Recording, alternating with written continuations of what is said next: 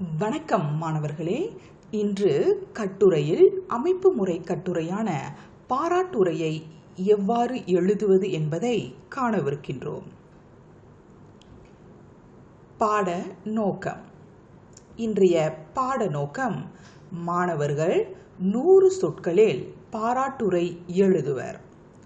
அதற்கு முன்பு ஆசிரியை உரையை பற்றி சிறு விளக்கம் கூற விரும்புகிறேன். யூபிஎஸ்ஆர் கட்டுரைகளில் 2 வகையான கட்டுரைகள் உள்ளன. ஒன்று அமைப்பு முறையற்ற கட்டுரை, மற்றொன்று அமைப்பு முறை கட்டுரை. இந்த அமைப்பு முறை கட்டுரைகளில் ஒன்றுதான் உரை. உரைக்கு தனி அமைப்பு முறை உள்ளது. இந்த அமைப்பு முறை மாறாது. உரைகளில் பல வகைகள் உள்ளன. அவற்றில் ஒன்று பாராட்டுரை. சரி மாணவர்களே, நாம் உரையின் தலைப்பை பார்ப்போம். உன் பள்ளி ஆசிரியர் புத்தாக்க ஆசிரியர் என்ற விருதை பெற்றதற்காக அவரை பாராட்டி உரை ஒன்றனை எழுதுக. மெல்ல பயிலும் மாணவர்கள் உரை எழுதுவதற்கு தயங்குவார்கள். இன்று எளிய முறையில் எப்படி உரையை எழுதலாம் என்பதை காண்போம்.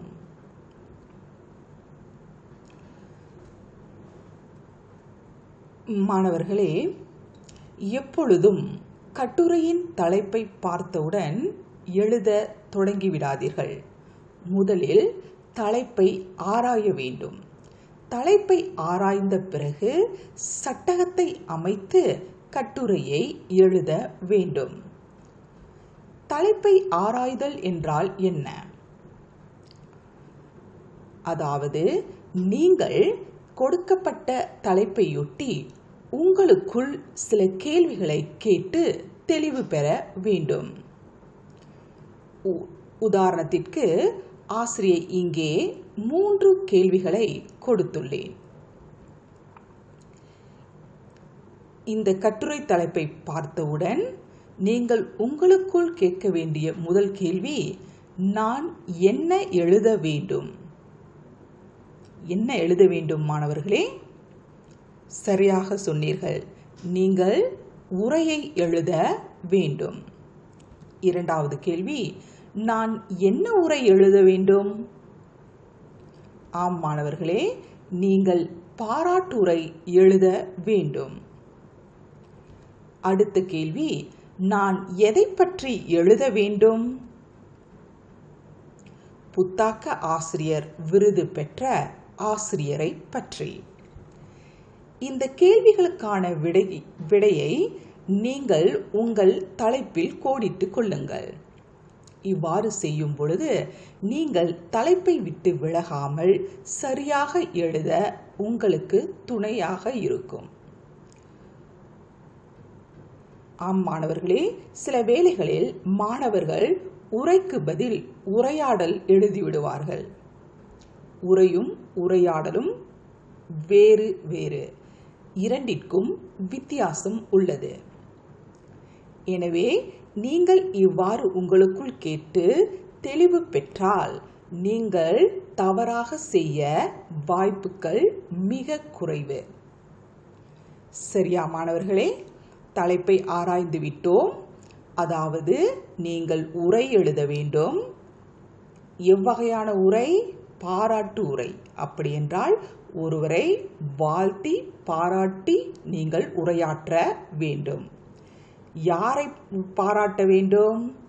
புத்தாக்க ஆசிரியர் விருது பெற்ற ஒரு ஆசிரியரை பற்றி நீங்கள் பாராட்டி உரையாற்ற வேண்டும். உரை என்பது ஒருவர் பேசுவது.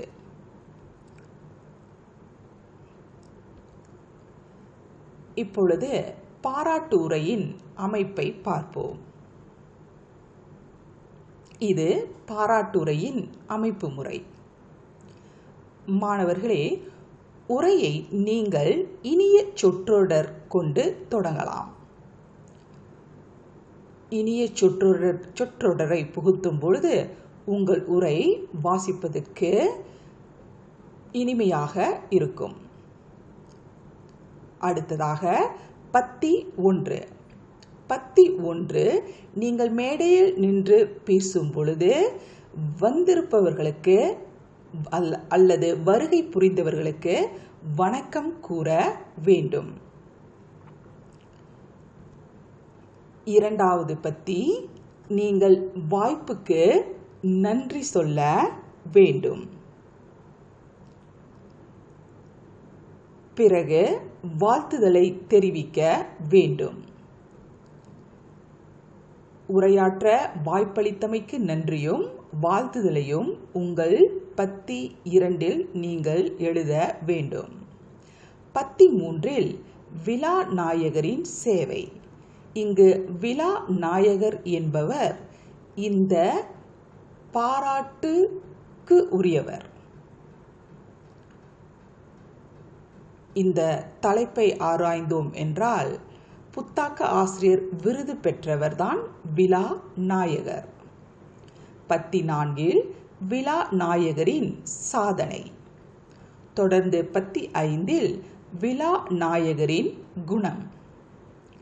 பத்தி 6 எதிர்பார்ப்பு, மீண்டும் பாராட்டு கூறுதல், விடை பெறுதல், நன்றி. இந்த கூறுகளை உள்ளடக்கி நீங்கள் ஒரு உரையை எழுதி விடலாம். மாணவர்களே, நீங்கள் உரையை எழுதும் பொழுது இடைவிழிப்பை மறவாதீர்கள். இடைவிழிப்பு என்பது நீங்கள் உரைக்கு இடையே விழிப்பது, வருகையாளரை விழிப்பது அல்லது வருகையாளரை அழைப்பது. சரியா மாணவர்களே? இது பாராட்டுரையின் அமைப்பு முறை. இனிய சொற்றொடரில் தொடங்கி நன்றியில் முடிய வேண்டும்.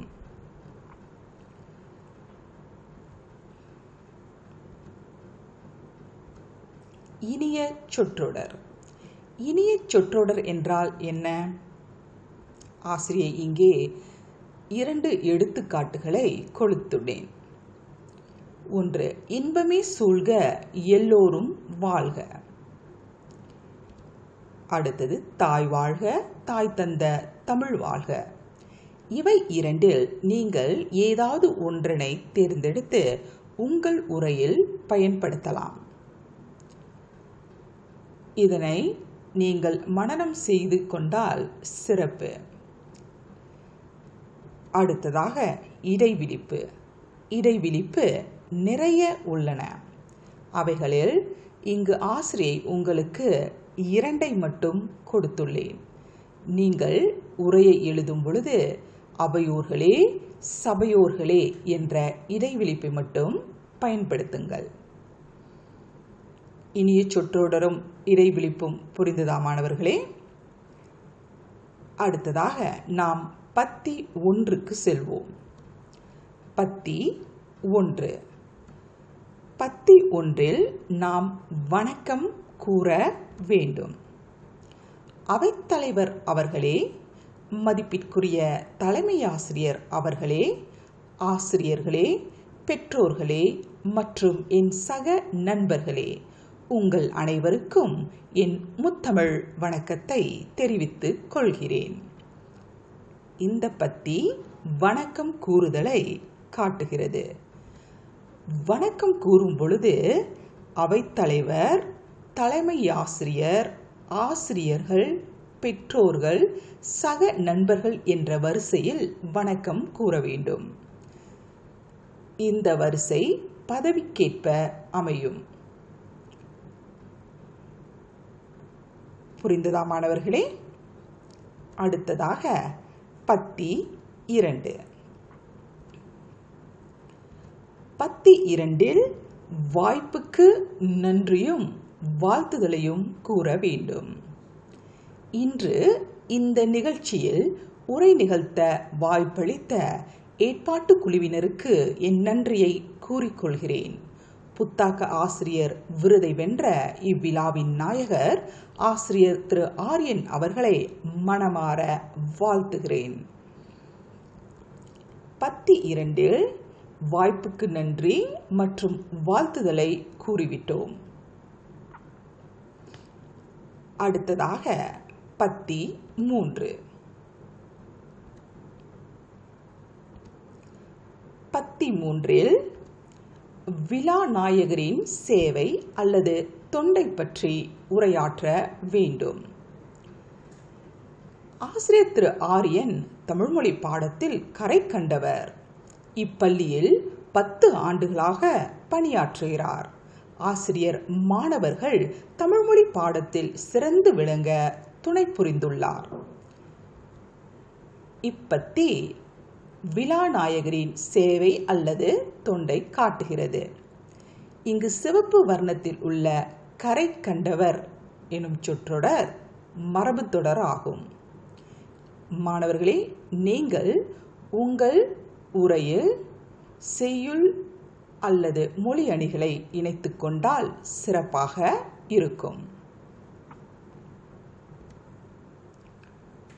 அடுத்ததாக பத்தி 4. பத்தி 4 எதை பற்றி மாணவர்களே? ஆம், பத்தி 4 விழாநாயகரின் சாதனை. தேசிய அளவில் நடைபெற்ற புத்தாக்க போட்டியில் பங்கு பெற்று முதல் நிலையில் வாகை சூடினார். அவர் இலக்கண வீரர் என்ற செயலியை உருவாக்கியுள்ளார். இதன் மூலம் மாணவர்கள் எளிமையான முறையில் தமிழ் மொழியை கற்கலாம். இது விழாநாயகரின் சாதனை. பத்தி 5. ஆசிரியர் திரு ஆரியன் ஏழ்மையான குடும்பத்தில் பிறந்தவர். அவர் தன் சுய முயற்சியால் இந்நிலையை அடைந்துள்ளார். அவர் ஏழை மாணவர்கள் கல்வி கற்க பல உதவிகள் செய்துள்ளார். ஆசிரியர் அன்பும் பண்பும் நிறைந்தவர். இந்த பத்தி எதனை கருத்தாக கொண்டுள்ளது மாணவர்களே?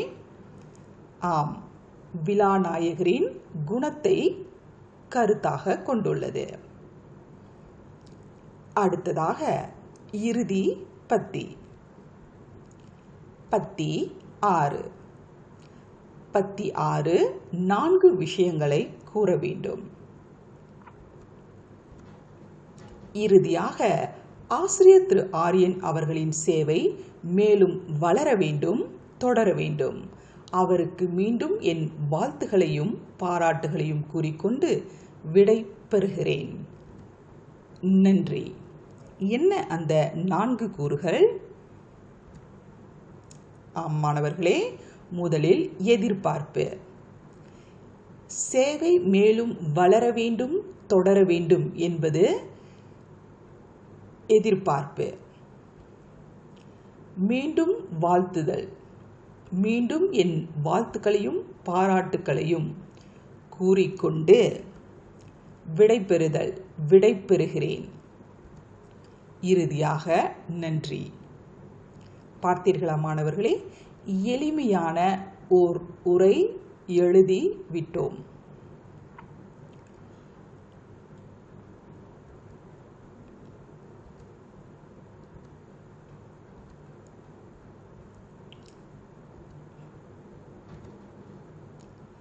நீங்கள் பார்த்தீர்கள் என்றால் இந்த உரையில் எளிமையான சொற்கள் பயன்படுத்தப்பட்டுள்ளன.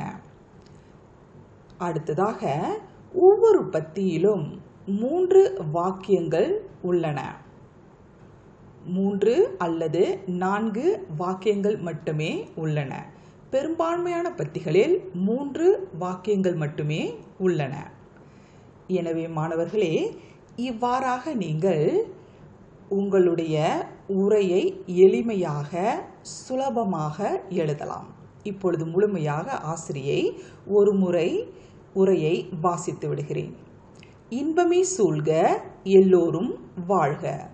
அவைத்தலைவர் அவர்களே, மதிப்பிற்குரிய தலைமை ஆசிரியர் அவர்களே, ஆசிரியர்களே, பெற்றோர்களே மற்றும் என் சக நண்பர்களே, உங்கள் அனைவருக்கும் என் முத்தமிழ் வணக்கத்தை தெரிவித்துக் கொள்கிறேன். இன்று இந்த நிகழ்ச்சியில் உரை நிகழ்த்த வாய்ப்பளித்த ஏற்பாட்டுக் குழுவினர்களுக்கு என் நன்றியை கூறிக்கொள்கிறேன். புத்தாக்க ஆசிரியர் விருதை வென்ற இவ்விழாவின் நாயகர் ஆசிரியர் திரு ஆரியன் அவர்களை மனமாற வாழ்த்துகிறேன். அவையோர்களே, இது இடைவிழிப்பு. ஆசிரியர் திரு ஆரியன் தமிழ்மொழி பாடத்தில் கரை கண்டவர். இப்பள்ளியில் 10 ஆண்டுகளாக பணியாற்றுகிறார். ஆசிரியர் மாணவர்கள் தமிழ்மொழி பாடத்தில் சிறந்து விளங்க துணை புரிந்துள்ளார். தேசிய அளவில் நடைபெற்ற புத்தாக்க போட்டியில் பங்கு பெற்று முதல் நிலையில் வாகை சூடினார். அவர் இலக்கண வீரர் என்ற செயலியை உருவாக்கியுள்ளார். இதன் மூலம் மாணவர்கள் எளிமையான முறையில் தமிழ் மொழியை கற்கலாம். சபையோர்களே, ஆசிரியர் திரு ஆரியன் ஏழ்மையான குடும்பத்தில் பிறந்தவர். அவர் தன் சுய முயற்சியால் இந்நிலையை அடைந்துள்ளார். அவர் ஏழை மாணவர்கள் கல்வி கற்க பல உதவிகள் செய்துள்ளார். ஆசிரியர் அன்பும் பண்பும் நிறைந்தவர். அவையோர்களே, இறுதியாக ஆசிரியர் திரு ஆரியன் அவர்களின் சேவை மேலும் வளர வேண்டும். அவருக்கு மீண்டும் என் வாழ்த்துக்களையும் பாராட்டுகளையும் கூறிக்கொண்டு விடைபெறுகிறேன். நன்றி. முழுமையான ஓர் உரையை பார்த்துவிட்டோம். சரியா மாணவர்களே? உங்களுக்கு உரையை எவ்வாறு எழுத வேண்டும் என்பது புரிந்திருக்கும் என்று ஆசிரியை நம்புகிறேன். நன்றி மாணவர்களே.